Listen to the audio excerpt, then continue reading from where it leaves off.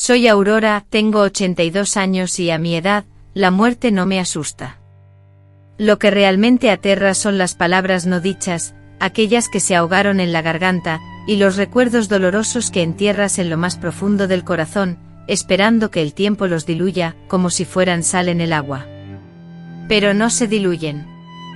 El tiempo no borra, solo transforma el dolor en un fantasma que te acompaña, que se sienta a tu lado, te observa en la quietud de las madrugadas y susurra en tu oído justo antes de que el sueño te venza.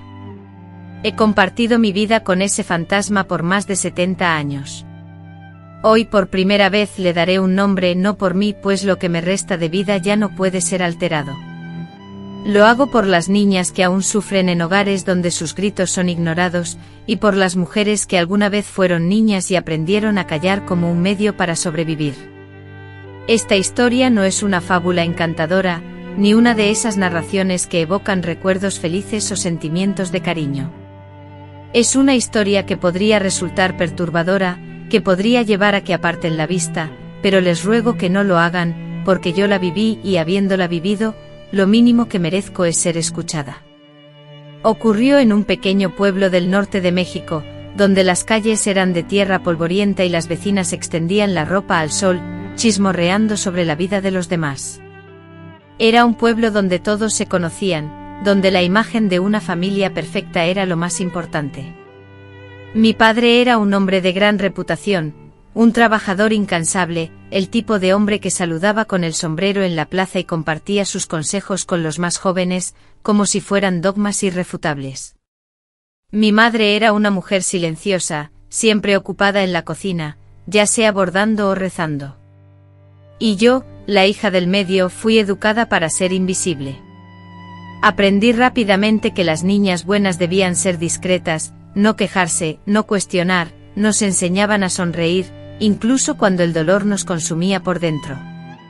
Externamente mi infancia aparentaba ser como la de cualquier otro niño, en nuestra mesa siempre había comida y vestíamos ropa limpia. Asistíamos a la escuela con trenzas impecables y zapatos brillantes, pero esa imagen de normalidad se desvanecía al cruzar las puertas de casa.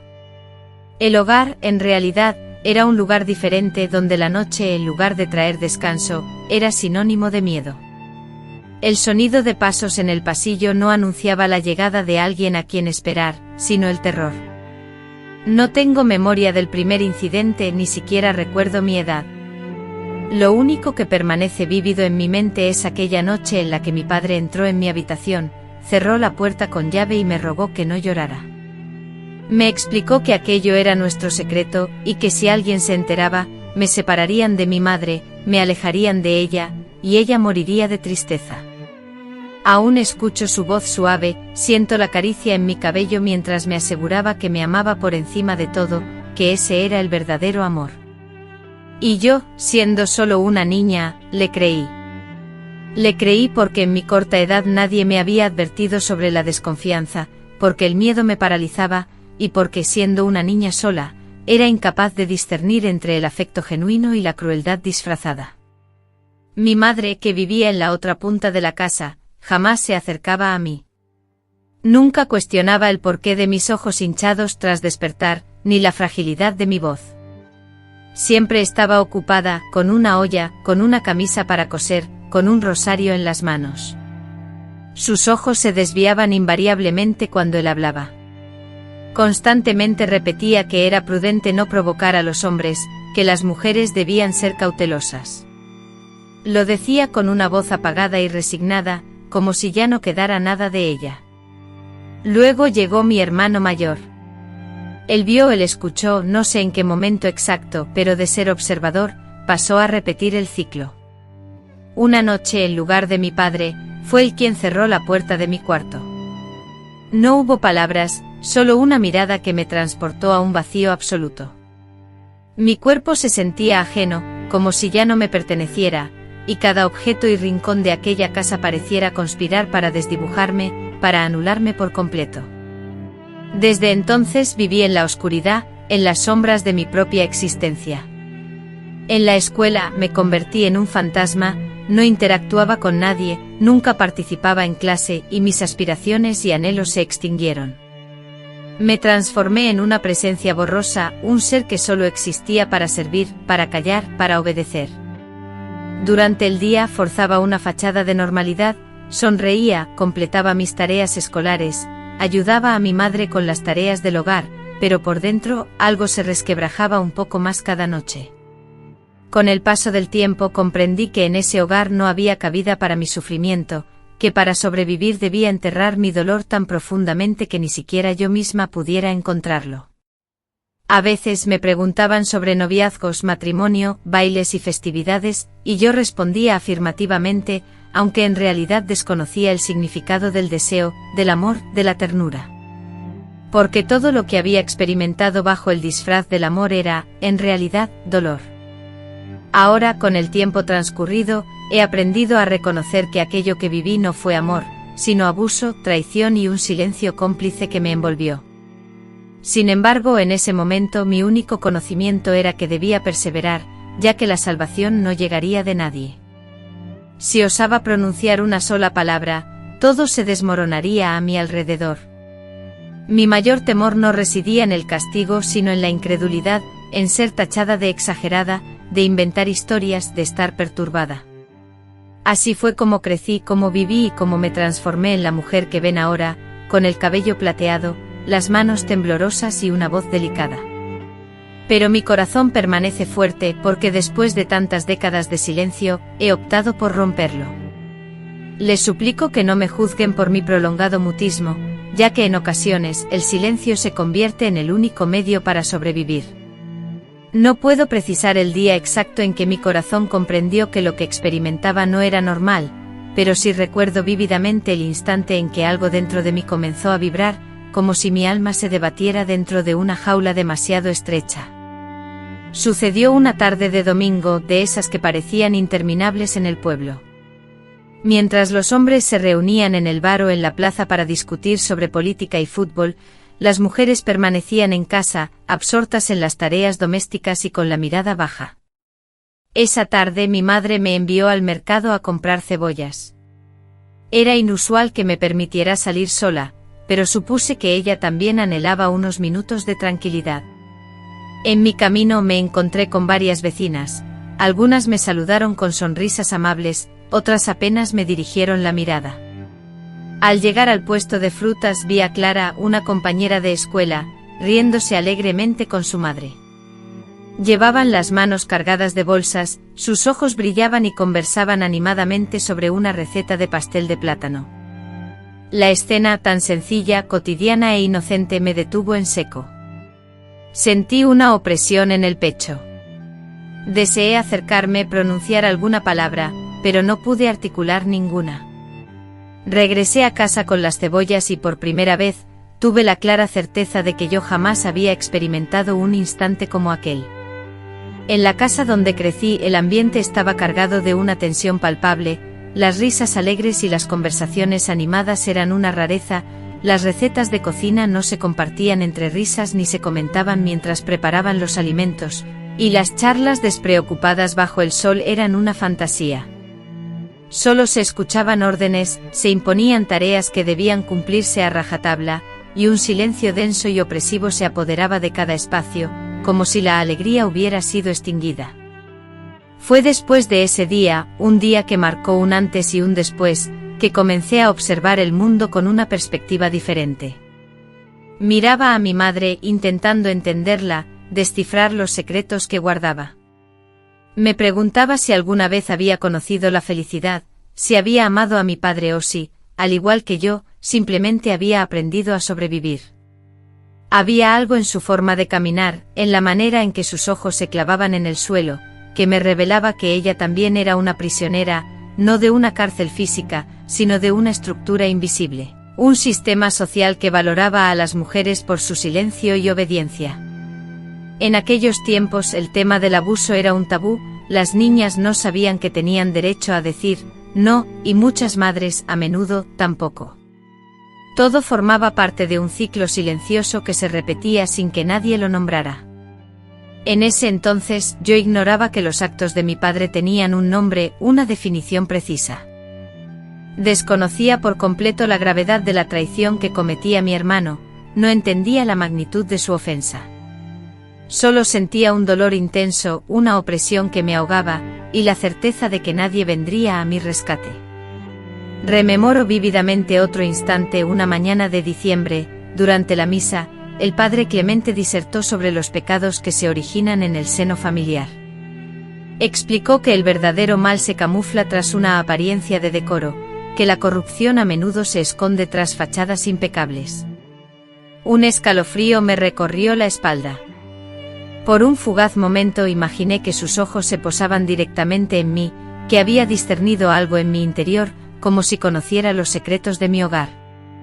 Era improbable, desde luego, pero sus palabras removieron algo profundo en mí.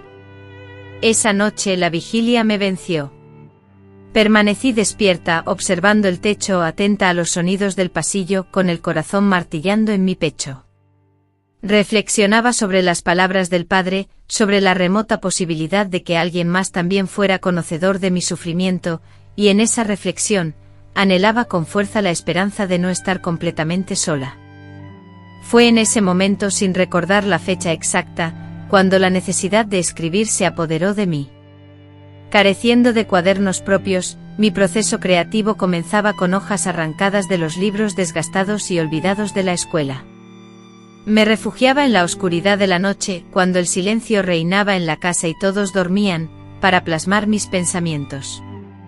En esos primeros escritos, la claridad era escasa, pero las emociones eran intensas, el miedo que me paralizaba, la rabia que me consumía y las preguntas que resonaban sin respuesta. Esas hojas sueltas se transformaron en mi santuario, mi forma de expresar lo que sentía, un grito silencioso grabado en papel.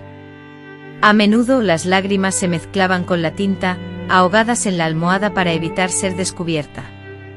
En otras ocasiones experimentaba una extraña sensación de liberación, como si las palabras tuvieran el poder de extraer el dolor que me corroía por dentro. Años más tarde consumí esas páginas con fuego, borrando cualquier rastro físico, pero mientras existieron, me brindaron un poco de consuelo, una pequeña llama de esperanza y resistencia. Hubo también otra señal, una herida emocional que en aquel entonces no pude comprender, pero que hoy, con la perspectiva del tiempo, identifico con claridad. Un día, mientras ayudaba a mi madre en las tareas del hogar, le pregunté si alguna vez había sentido el deseo de huir, de escapar de todo. Ella, interrumpiendo la labor de fregar una olla, detuvo sus movimientos y permaneció inmóvil, con las manos sumergidas en el agua jabonosa. Después de permanecer en silencio por varios segundos sin dirigirme la mirada, me habló con una voz tan suave que casi no la escuché. ¿A dónde iría una mujer como yo? La pregunta me dejó sin habla. Tenía solo 11 años, pero aquella frase resonó en mi interior como un abismo insondable. Una mujer como yo, ¿acaso implicaba que no valíamos nada sin un hombre, que estábamos destinadas a permanecer cautivas dentro de las paredes de una casa que distaba mucho de ser un hogar? Desde ese día, la idea de escapar comenzó a germinar en mi interior, no como un plan definido, sino como una urgencia profunda, como una pequeña llama que ardía en lo más hondo de mi ser, imperceptible para los demás, pero consumiéndome por dentro. En las mañanas me despertaba preguntándome cuántas noches más podría soportar. Me observaba en el espejo pequeño y empañado del baño, colgado sobre el lavabo, y no me reconocía. Me veía reflejada una niña con ojeras marcadas, labios agrietados y ojos sin vida. Me cuestionaba si alguien, en algún lugar del mundo, llegaría a saber alguna vez quién era yo en realidad. No era la hija de don Ernesto, ni la hermana de Miguel. Era yo, Aurora, a la que estaba allí, con todas mis cicatrices emocionales, mis temores profundos y el anhelo persistente de experimentar la vida plenamente. A pesar de todo, me arreglaba el cabello, me vestía con el uniforme de la escuela, y volvía a pretender normalidad. Fingir era más sencillo que confrontar la realidad, ya que la verdad me causaba un dolor tan inmenso que sentía que podía aniquilarme. Aunque no quería admitirlo, una parte de mí seguía aferrada a la esperanza de un cambio, que mi padre me pidiera disculpas, que mi hermano dejara de invadir mi espacio, que mi madre me abrazara y me revelara que conocía mi sufrimiento, que me creyera, que me protegiera. Sin embargo, eso jamás ocurrió. Por el contrario, el silencio se intensificó, el miedo se convirtió en una compañía constante y la rutina, esa costumbre que lo normaliza todo, lo cubrió todo como una espesa niebla gris. Nadie cuestionaba, nadie intervenía, nadie observaba. Y yo gradualmente me fui consumiendo, perdiendo mi vitalidad, hasta que algo muy profundo en mi interior se rehusó a rendirse después de ese primer momento de claridad. Cuando comencé a notar las fisuras en la aparente perfección de mi familia y comprendí que el sufrimiento que experimentaba, el infierno en el que vivía, no era una experiencia compartida por todos. El tiempo se estiró como si cada día se extendiera interminablemente, más allá de su duración normal. El ambiente en la casa se volvió denso, opresivo, dificultando cada vez más la respiración. Las paredes, que antes solo encerraban la monotonía y el silencio habituales, ahora me oprimían el pecho, recordándome constantemente mi encierro. Y lo más doloroso era que nadie, desde afuera, podía percibir lo que sucedía. Seguíamos siendo la familia modelo del vecindario, la de la casa impecable y los hijos ejemplares. Mi padre, siempre con la camisa impoluta y el bigote perfectamente recortado, saludaba a los vecinos con su voz grave y cordial. Mi madre, con su delantal y una sonrisa forzada, respondía con un «Dios le bendiga» a quienes se acercaban a la puerta. Nadie intuía que al caer la noche la misma voz profunda y grave que conocían me ordenaba guardar silencio bajo la amenaza de consecuencias peores. Jamás sospecharon que la mirada bondadosa de mi hermano, reconocido como un estudiante modelo, se transformaba en una expresión sombría y vacía en cuanto la puerta de mi habitación se cerraba, y yo, atormentado por el pánico, obedecía sin cuestionar. Porque el miedo, mucho más que un dolor físico, se extendía como una niebla que invadía mi alma, socavando mi confianza y mi derecho a oponerme. Era una voz interior que me susurraba constantemente que no existía escape, que estaba atrapado. Mi vida cotidiana entonces se convirtió en una desgarradora danza de sufrimiento. Debía levantarme antes del amanecer, ayudar a mi madre con la preparación del desayuno, y vestirme con el uniforme que ella, con dedicación, planchaba la noche anterior para luego caminar hacia la escuela, actuando con la esperanza de aparentar normalidad. Durante ese trayecto, pasaba mentalmente frases preparadas, respuestas a interrogantes que nadie me plantearía. Me preocupaba qué diría si alguien percibía mis ojeras profundas, mis temblores incontrolables o mi creciente distracción. Sin embargo, nadie parecía percatarse de nada. Los adultos, absortos en sus propias preocupaciones, y los niños, en su inocente crueldad, no parecían ver la realidad. Algunos, con crueldad, se mofaban de mi mutismo, de mis movimientos descoordinados, de mis rodillas constantemente marcadas por moratones, como si fuesen mapas de mis caídas. Aurora vive en las nubes, solían decir, y yo, resignada, les permitía que lo creyeran. Prefería la soledad de la rareza a la frustración de gritar sin ser escuchada. La vergüenza, una invisible pero sofocante cadena, también me aprisionaba entre las paredes de mi hogar. Las reglas eran inamovibles, no se cuestionaba, no se contradecía, no se intentaba escapar. Mi madre, reducida a una sombra, se movía por la casa con una fragilidad palpable cuando mi padre no estaba, como si cada paso estuviera calculado para no perturbar un equilibrio precario. Nunca recibía un abrazo ni palabras de afecto, pero tampoco sufría maltrato físico. Esa, supongo, era su versión del amor, la omisión, la indiferencia, la sumisión al hombre que la sostenía. Una noche, mientras remendaba un calcetín bajo la luz tenue de la lámpara, reuní el valor para preguntarle si alguna vez había anhelado una vida diferente. Ella levantó la mirada, fijándola en mí por primera vez en semanas. Con una voz tan apenas audible que casi no pude escucharla, murmuró: «Una vez soñé con ser maestra, pero entonces llegó tu padre». Fue todo lo que dijo y luego volvió a concentrarse en el calcetín que estaba remendando. Yo no la presioné más. Su resignación me aterraba mucho más que las furiosas explosiones de mi padre, porque los gritos eran solo ruido, y el ruido se podía afrontar. Pero el silencio, ese silencio denso y espeso, era como un pantano que te engullía sin dejar rastro. Las noches eran lo peor. No lograba conciliar el sueño, o lo simulaba, con los párpados a medio cerrar y el cuerpo rígido, aguardando el chirrido de la puerta. A veces era mi padre quien entraba, otras veces mi hermano, pero nunca ambos en el mismo día. Era como si se pasaran la llave, como si se turnaran para recordarme que no tenía ningún control sobre mi propia vida. Al principio, soñaba en voz baja. Luego, ni siquiera eso. Aprendí a separarme de mi cuerpo, a abandonarlo, a flotar sobre el techo y observar todo lo que sucedía como si fuera una película lejana. En mi interior, mi mente construyó un santuario, un espacio donde me repetía una y otra vez que aquello no era real, que solo se trataba de una pesadilla, pero el cuerpo, implacable, no olvidaba. Cada amanecer, un dolor sordo se apoderaba de mí, recorriendo cada hueso. Me vestía sin dirigir una mirada al espejo, me peinaba sin buscar mi reflejo, no soportaba encontrar en mis propios ojos la verdad que ya conocía. Un día, en la escuela, la profesora de ciencias me pidió quedarme después de clase. Me explicó que había notado mi creciente distracción, la caída en mis notas y la tristeza que parecía embargarme.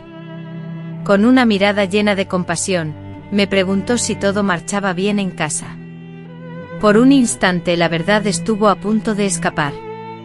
Sentí un nudo en la garganta, las lágrimas picándome los ojos, las palabras luchando por salir.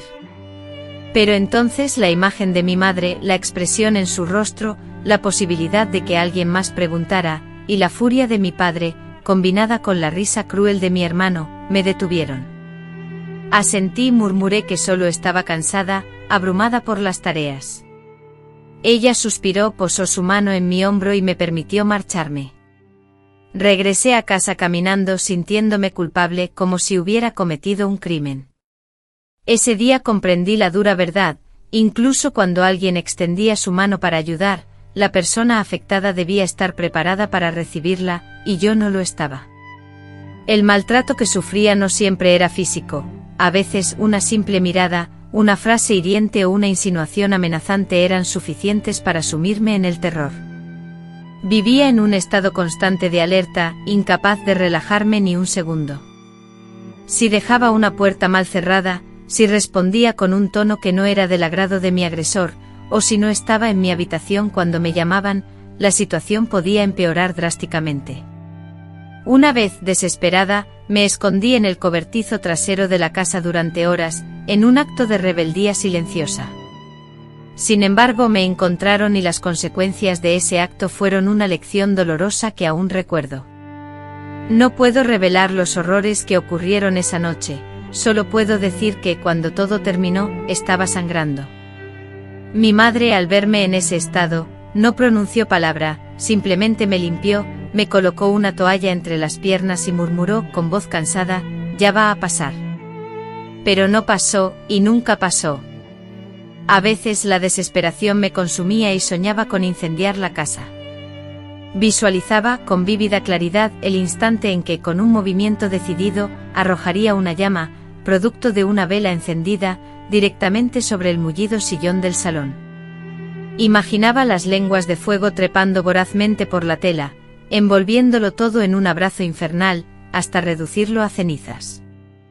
No era impulsado por el deseo de venganza ni por la furia acumulada, sino por una desesperada ansia de aniquilación, de borrar todo rastro de aquello que me aprisionaba, que me mantenía cautiva. Sin embargo, la acción nunca se materializó, el miedo, paralizante y profundo, me atenazaba. No sabía hacia dónde huir, ni cómo sobrevivir, y la soledad, una sombra constante, me susurraba que nadie vendría a rescatarme.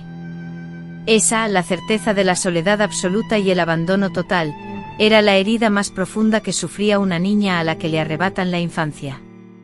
La infancia, un periodo que debería estar colmado de juegos, risas y protección, se transformó en una batalla constante, una guerra sin tregua. Yo, la niña, era una soldado desarmada, sin amigos ni familia, sin un camino de escape. Los años transcurrieron, la rutina opresiva se mantuvo inalterable, y mi cuerpo creció, al mismo tiempo que el odio, un sentimiento oscuro y corrosivo, se apoderaba de mí. Un odio que no encontraba un objetivo claro, que se debatía entre mi padre, mi hermano, mi madre, incluso Dios, y por último, a mí misma. Me atormentaba la pregunta, ¿había hecho algo para merecer este sufrimiento? ¿Existía en mi interior una maldad tan profunda que justificara este castigo incesante? Me repetían constantemente que era mi culpa, que mis acciones provocaban su ira, que mi mera existencia era un problema. Comencé a odiar mi propia persona, mi cuerpo, mi voz, incluso mi olor. Bajo el chorro de agua caliente mi piel se encendía hasta el rubor, me mordisqueaba los labios hasta lastimármelos y me arrancaba mechones de vello de las cejas, en un intento desesperado por sentir algo diferente. Anhelaba desvanecerme, ser nada más que el aire, la nada misma, pero algo me impedía hacerlo. Una fuerza tenue, casi imperceptible, distante pero palpable, me mantenía anclada a la realidad. Era como una diminuta llama que susurraba, un día saldrás de esto. Me aferré a esa idea, no como una esperanza, sino como una necesidad vital, porque la alternativa, la ausencia de esa creencia, significaba la muerte. El cuerpo humano, con su asombrosa capacidad de adaptación a la adversidad, puede aprender a vivir en la oscuridad, a moverse en silencio, a fingir el sueño y la vigilia. Sin embargo, tarde o temprano, surge una rebelión interna. No importa cuán hondo se entierre el dolor, ni cuántas capas de silencio lo cubran, hay una parte del alma que se niega a rendirse sin pelear. Ese momento inesperado como una bofetada, me alcanzó en una mañana cualquiera, una revelación silenciosa, una sacudida que me recorrió entera cuando ya creía que nada podría sorprenderme. En esos lugares, con su atmósfera impregnada del olor característico a polvo antiguo y frituras, donde la luz del sol, débil y sin calor, se filtraba por la ventana, evidenciando la suciedad acumulada en el suelo y la corrosión del espíritu. Mi madre, como cada martes, me había encomendado la tarea de ir al molino con el saco de maíz a cuestas. Aunque la distancia era corta, para mí esa rutina se transformaba en una verdadera aventura. Era el único instante del día en que podía caminar a solas, sentir el viento acariciando mi rostro y contemplar el cielo sin barreras. Aquel breve trayecto representaba un respiro, una tregua fugaz ofrecida por la monotonía. Sin embargo, aquel día, en el camino de regreso, me desvié inesperadamente. Ignoro el motivo exacto. Aquel desvío no formaba parte de la ruta habitual y carecía de justificación alguna. A pesar de ello, mis pies me condujeron hacia el campo que se extendía tras la iglesia, donde se erigía un árbol imponente e anciano, cuyas raíces, gruesas como serpientes en reposo, se extendían por la tierra. Sin meditarlo, me senté a la sombra de aquel árbol, abandonando el saco y apoyando mi cabeza contra el tronco. Cerré los ojos y, en ese momento, lo percibí. No se trató de una voz, ni de una imagen visual. Sentí una ruptura profunda, como si el silencio que había guardado celosamente durante años, cual caparazón frágil, se hubiese quebrado. Me desmoroné en llanto, pero no era el llanto silencioso y contenido de otras ocasiones, en la almohada o a solas en mi habitación. Esta vez mi cuerpo temblaba, gritaba en silencio, se convulsionaba en un intento desesperado por expulsar algo putrefacto. Ignoro cuánto tiempo estuve así, solo recuerdo que al abrir los ojos, la luz del cielo había mutado. Me incorporé lentamente con la pesadez de una anciana, recogí el costal y regresé a casa sin articular palabra. Sin embargo, algo había cambiado, lo supe al contemplar mi reflejo en el cristal. Mis ojos ya no mostraban la resignación infantil de antaño, una nueva luz brillaba en ellos, no era esperanza ni alegría, sino algo diferente, una semilla de consciencia germinando. Desde ese momento comencé a contemplar la vida desde una perspectiva distinta, ya no como una víctima anónima, sino como alguien que empezaba a comprender que la culpa no residía en mí. La parte más dura fue comprender que yo no era la culpable, que no había hecho nada para merecerlo, que ni mi cuerpo, ni mi sola presencia, ni mis silencios eran excusas para la violencia, que los verdaderos monstruos no se escondían en las sombras, sino que se camuflaban en el seno de mi familia. Fue como tener que desaprender todo lo que me habían inculcado, como tener que caminar descalza sobre cristales filosos, sabiendo que solo al romper con esas mentiras podría empezar a vivir una vida auténtica. La escuela, que antes solo era una obligación más, se transformó en un refugio para mi mente. Escuchar a la maestra hablar de historia, de mujeres valientes que lucharon, de las injusticias y los derechos, me abrió un mundo completamente nuevo. Comencé a prestar atención con más intensidad, a tomar apuntes, a guardar frases significativas en mi memoria como si fueran amuletos. Me aferraba a ellas como a una cuerda invisible que me sacaría de ese pozo oscuro. Aunque todavía no podía hablar, aunque seguía fingiendo en casa que todo era normal, por dentro algo estaba cambiando, creciendo. Recuerdo con claridad el día en que esa transformación se volvió irreversible, fue durante una clase de literatura.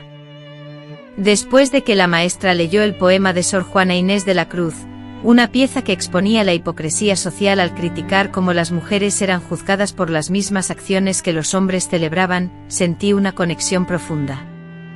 Fue como si alguien hubiera plasmado en palabras mis propias frustraciones y rabia, confirmando que no estaba sola en mis sentimientos. Al salir de la clase, mis manos estaban húmedas y mi pecho ardía con una intensa emoción. Esa noche, cuando mi padre se acercó a mi cuarto, lo enfrenté con una mirada diferente, silenciosa, pero firme. No pronuncié palabra ni derramé lágrimas, solo lo miré directamente a los ojos. En ese instante pude percibir un cambio fugaz en su expresión, una vacilación, no por miedo, ni con la intención de modificar su comportamiento, sino porque por primera vez pareció entender que algo en mí había cambiado, que ya no sentía temor. A partir de ese momento, lejos de mejorar, la situación empeoró.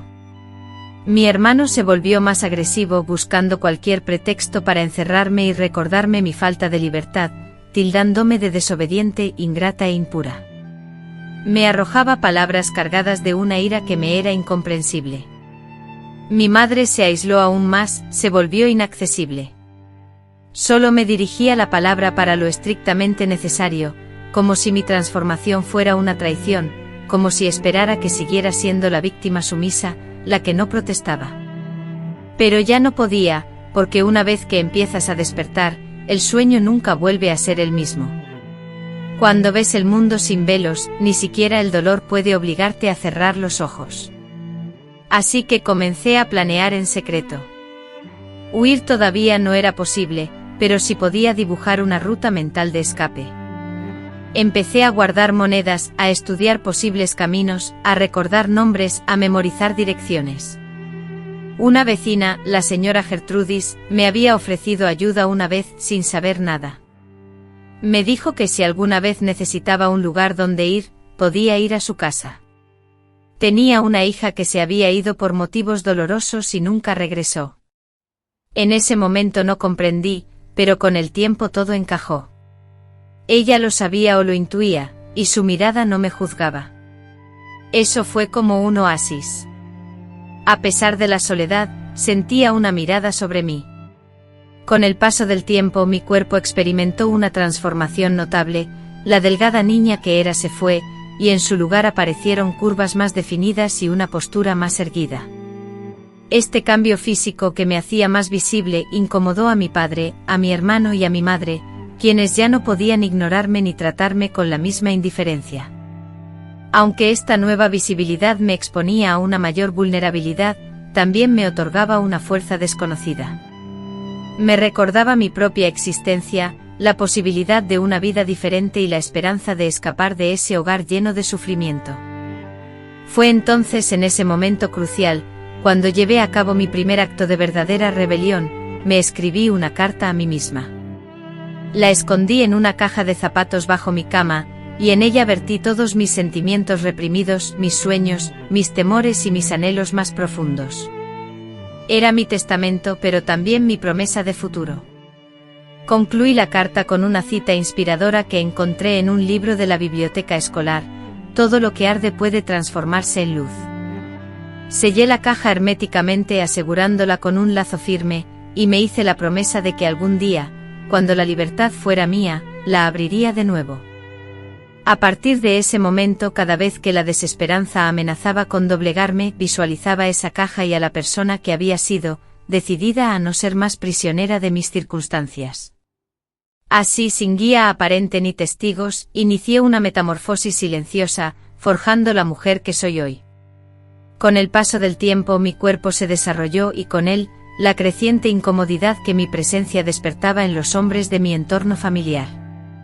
Ya no era la niña delgada y silenciosa, tolerada como un elemento más del hogar, ahora era una mujer en ciernes, con caderas, con formas, con una luz diferente en los ojos, y eso, aunque no se expresara con palabras, les irritaba profundamente. Percibía el cambio en la mirada de mi padre, una mirada que se clavaba en mí al pasar, como si me examinara. Mi hermano, al entrar en mi habitación, bajaba la voz y entrecerraba los ojos, observándome con suspicacia.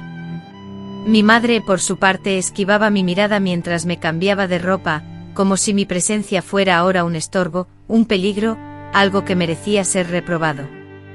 El control silencioso que antes existía se había transformado en una vigilancia constante, acompañada de comentarios crueles y una violencia que, antes limitada a la noche, ahora se manifestaba a diario. Había dejado de ser su secreto oculto y me había convertido en una amenaza latente, la amenaza de alguien que podría revelar la verdad, de alguien que empezaba a perder el miedo. Lo sabía, lo sentía en cada poro de mi piel. Esa tensión constante fue el preludio de un nuevo infierno. Mi hermano, que antes solo era una extensión cruel de mi padre, se transformó en una fuente de terror por derecho propio. Antes imitaba, ahora imponía su voluntad. Si llegaba tarde de la escuela, descargaba su ira golpeando la mesa. Cuando me encontraba charlando con una amiga en la vía pública, mi pareja reaccionaba con interrogatorios llenos de suspicacia y hostilidad. Comenzó a dirigirme palabras que antes nunca había pronunciado, como si la situación hubiera cambiado radicalmente. Te crees superior a nosotros, vas a terminar como esas mujeres que andan solas, sin nadie. Si te atreves a hablar, ya sabes lo que te espera. Cada una de sus frases era un dardo envenenado, disimulado bajo la apariencia de un consejo. Y mi madre, presente en la cocina, escuchaba en silencio sin intervenir. Se limitaba a bajar la mirada, como si sus ojos solo conocieran el suelo. La observaba y me preguntaba cuántas veces habría presenciado situaciones similares a lo largo de su vida, cuántas veces habría optado por callar antes de confrontar, prefiriendo la tranquilidad del silencio. Pero yo, en ese momento, ya no podía seguir su ejemplo. La rebelión que sentía en mi interior se intensificaba y ese fuego también tuvo consecuencias. Empezaron a esconder mi ropa más atractiva, me prohibieron salir, incluso a la tienda. Justificaban sus acciones diciendo que era por mi seguridad, que la calle era un lugar peligroso.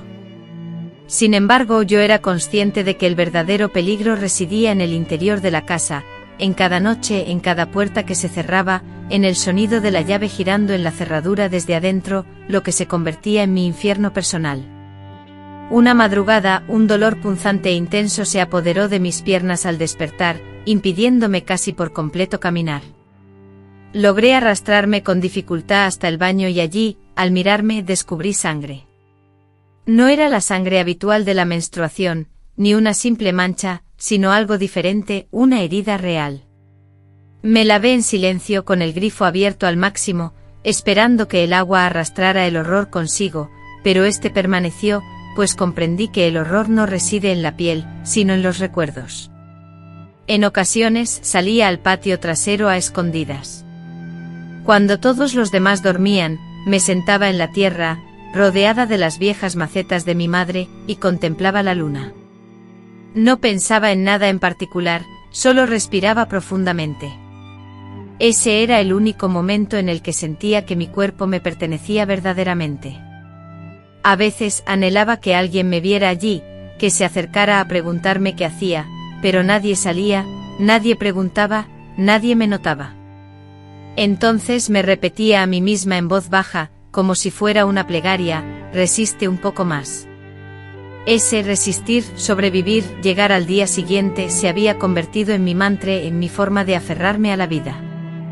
Una tarde, mientras la escoba deslizaba sus cerdas por el suelo pulido del pasillo, el sonido amortiguado del llanto de mi madre me llegó desde su habitación.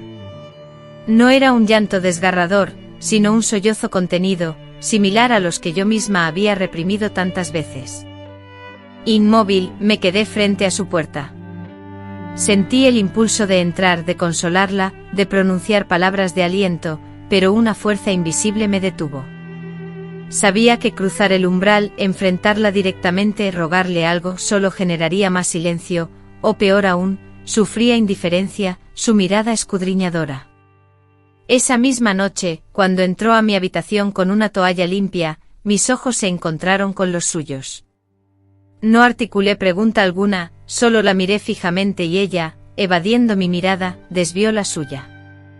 Esa fue la última vez que busqué refugio en ella.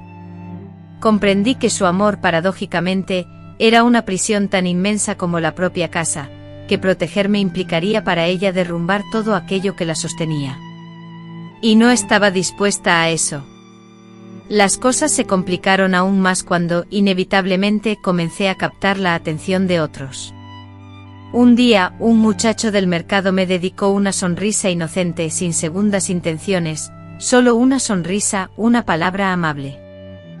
Pero mi hermano, al ver la situación, esa misma noche me encerró en mi habitación y me acribilló con insultos. Me llamó vergüenza cualquiera, alguien que no valía nada. Luego me abofeteó con la mano abierta, no como un castigo sino para humillarme, diciéndome que si volvía a dirigir la mirada a otro hombre, me haría desaparecer. Yo le creí porque en sus ojos no veía furia, sino odio, un odio oscuro, enfermizo, como si detestara mi misma existencia, que respirara, que creciera. Esa noche, además, fue la primera vez que anhelé su muerte. Al despertar deseé que no regresara a casa, que sufriera un accidente, que lo atropellara un coche, que cayera de un caballo, que se ahogara en el río, y después me sentí culpable por esos deseos. Pero entendí que no podía seguir viviendo en silencio, que necesitaba encontrar una forma de escapar, aunque fuera dentro de mí misma. Por eso busqué otras maneras de sobrevivir. Comencé a escribir de nuevo, esta vez en hojas sueltas que escondía bajo la tabla floja del ropero, y lo hacía como si mi vida dependiera de ello. En ocasiones me sentaba a escribir largas cartas dirigidas a una amiga que solo existía en mi imaginación. Otras veces escribía instrucciones detalladas para mí, yo del futuro, como una especie de guía. A veces simplemente me dejaba llevar y garabateaba palabras sin sentido, frases inconexas que fluían sin control. Sin embargo, cada palabra, sin importar su significado literal, era una afirmación rotunda. Era una declaración de existencia: estoy viva, sigo respirando, resistiendo aquí, en este mismo lugar. No me habían derrotado, no me habían doblegado por completo. A pesar de las constantes humillaciones y la violencia que seguían presentes en mi día a día, su impacto ya no era el mismo, ya no lograban quebrantarme por completo. Cada vez que mi hermano me empujaba con fuerza, me gritaba insultos hirientes o se adentraba en mi habitación sin permiso, yo cerraba los ojos con firmeza y en mi mente repetía una y otra vez: ya no te tengo miedo. Aunque la realidad era que el miedo aún me paralizaba, fingía no sentirlo, y con el paso del tiempo, esa fingida valentía se transformó en una fuerza real y palpable.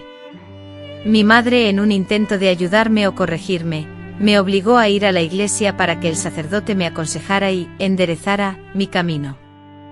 Cuando finalmente llegamos a la iglesia, el padre, con una frialdad que me heló la sangre, comenzó a recitar frases vacías y llenas de moralina sobre el deber de las hijas y la importancia de la obediencia ciega.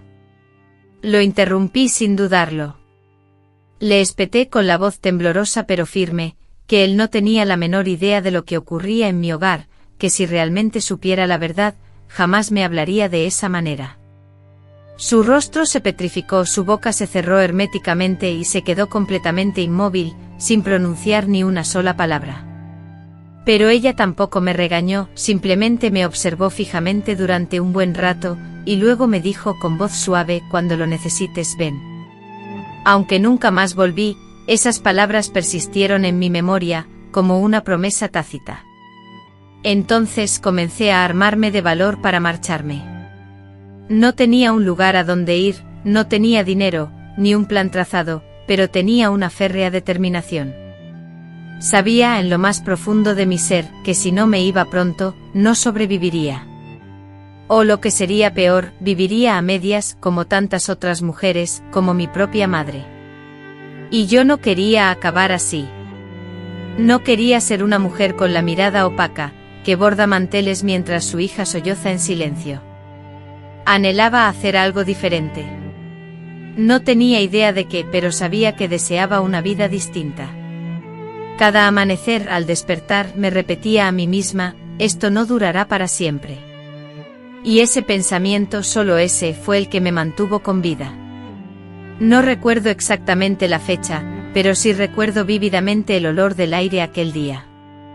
Estaba denso, pesado, como si el calor del verano se mezclara con algo invisible que lo volvía casi irrespirable.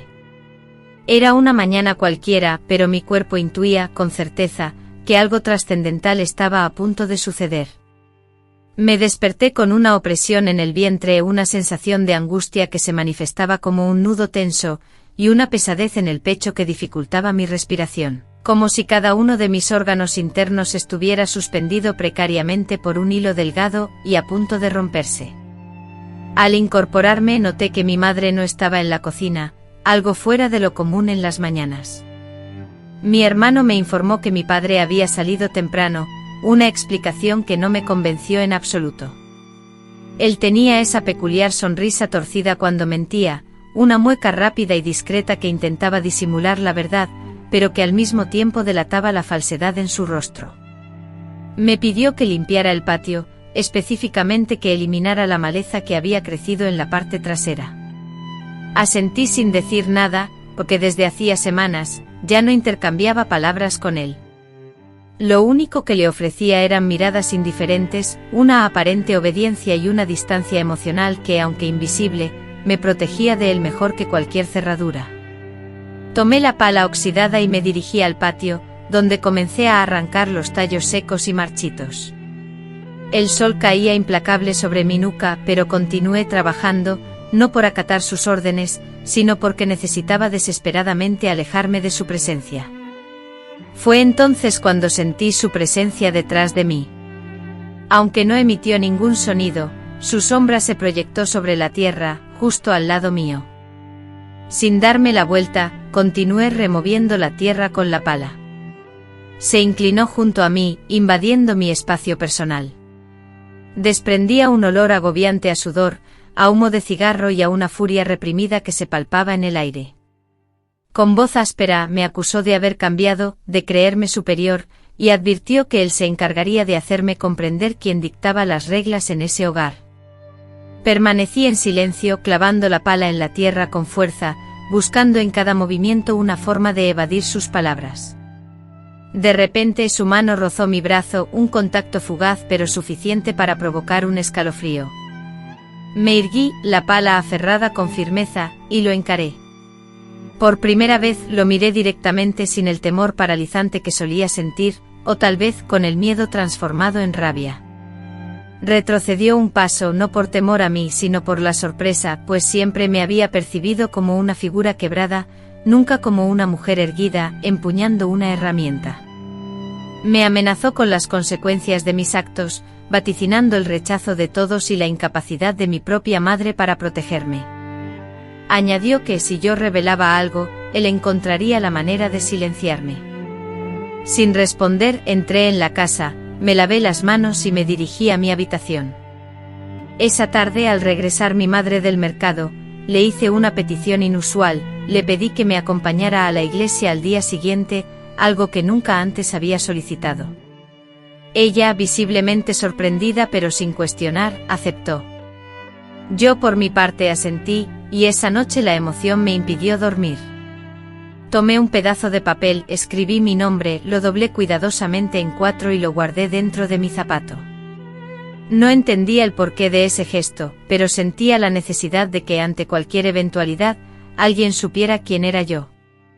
Al día siguiente en la iglesia, esperé pacientemente hasta el final de la misa y me dirigí al confesionario, no con la intención de confesarme, sino para hablar con el padre Clemente. Le expliqué que necesitaba hablar con él. Me condujo a un rincón tranquilo de la sacristía, con la serenidad de quien ha escuchado incontables relatos de dolor y sufrimiento.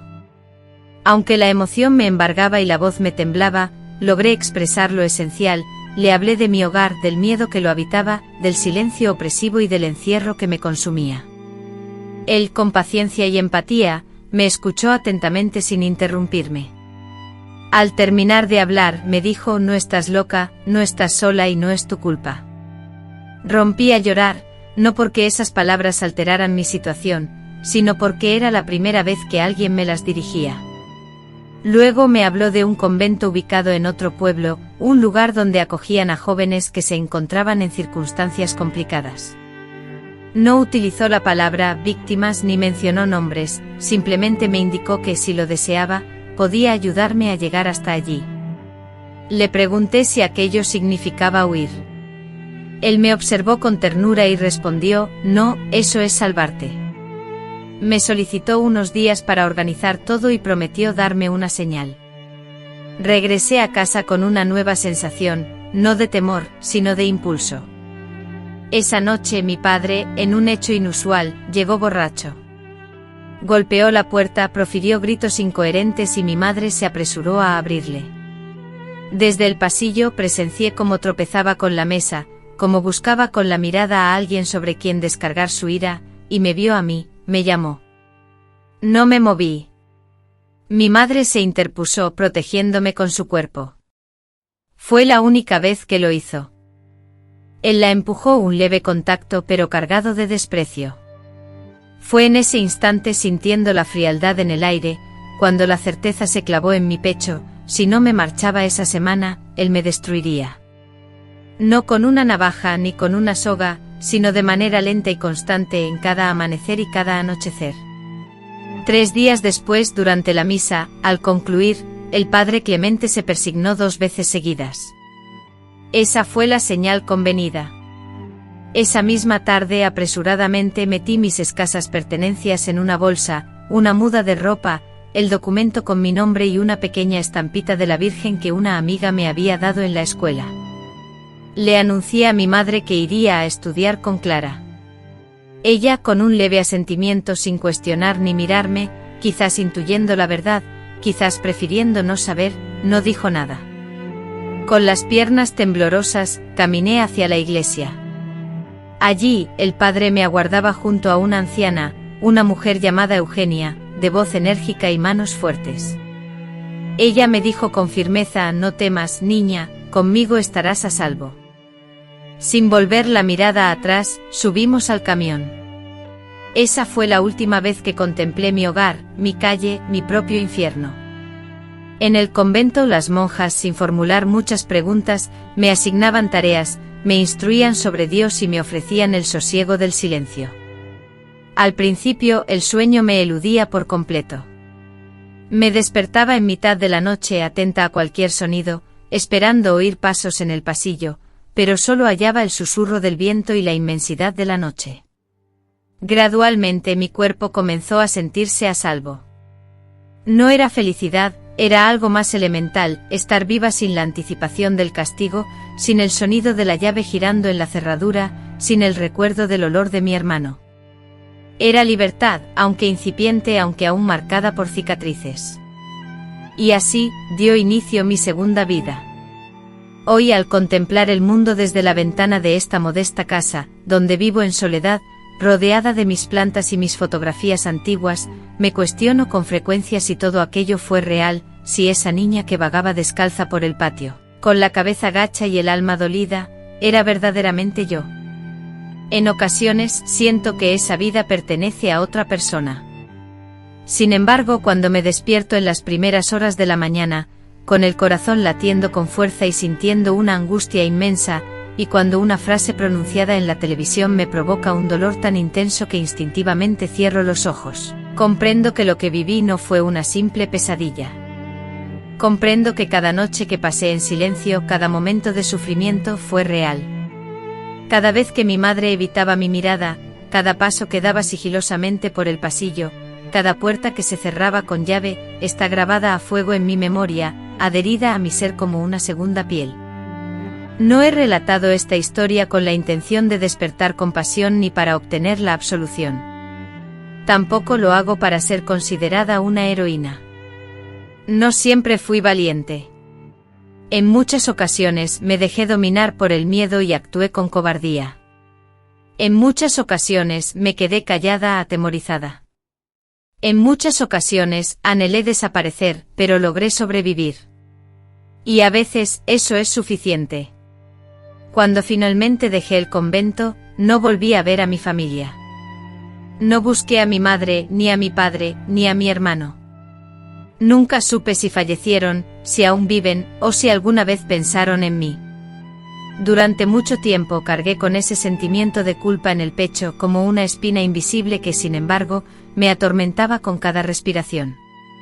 Me atormentaba la duda de si debía haber actuado de otra manera para salvar a mi madre, si debía haber pedido ayuda, gritar, incluso incendiar la casa.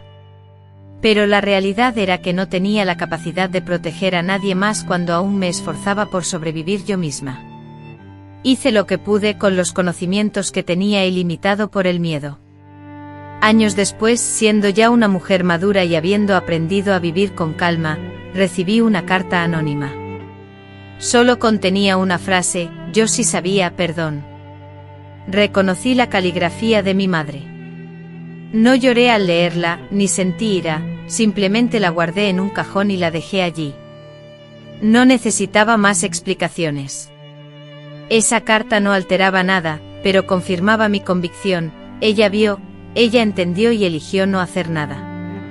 Quizás por miedo, tal vez por cobardía, o tal vez porque desconocía otra forma de afrontar la situación. Nunca me casé no porque no sintiera amor, sino porque no quería volver a depender de alguien.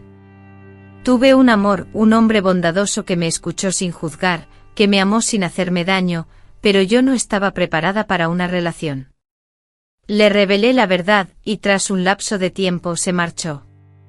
No sentí resentimiento.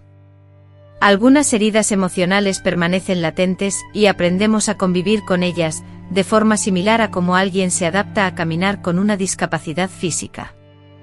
A veces el dolor persiste, a veces la zancada se ve afectada, pero la vida continúa. Durante muchos años ejercí la docencia en una escuela situada en un entorno rural, trabajando con niñas y adolescentes. Nunca les narré mi propia experiencia personal de superación, pero siempre estuve observando y atenta a sus necesidades. Siempre procuré ver más allá de las calificaciones y la vestimenta escolar. Cuando alguna joven se mostraba reticente a comunicarse, o cuando notaba que agachaba la cabeza con frecuencia, dejaba a su disposición un papel y un lápiz sobre su pupitre. Algunas veces escribían, otras no, pero sabían que existía un espacio donde se sentían seguras. A veces, esa simple acción es suficiente. Ahora, con el cabello plateado y la voz fatigada, me dispongo a escribir estas líneas, consciente de que mi tiempo se acorta, y con el deseo de que mi historia no se pierda conmigo. Si una sola mujer, al leer esto, siente alivio, reduce su sentimiento de culpa, o experimenta una sensación de menos fragmentación, entonces todo habrá merecido la pena. He perdonado, pero no he olvidado. No puedo, no debo. El olvido es un privilegio reservado para aquellos que no han experimentado el sufrimiento intenso. Yo, en cambio, tengo una memoria vívida, lo recuerdo todo, pero me repito a mí misma que mi identidad no se define únicamente por el dolor. Fui más que una víctima, fui niña, disfruté de la juventud, ejercí como maestra, forjé amistades y, sobre todo, sobreviví. Y ese hecho, aunque nadie me lo celebre, es una victoria personal. Contemplo mis manos marcadas por el tiempo, llenas de arrugas que narran historias y silencios finalmente revelados, y me digo con voz suave pero resuelta: lo lograste, Aurora. No lograron destruirte. Quizás no transformé el mundo, pero rompí las cadenas, y para muchas mujeres, eso ya es una revolución. M.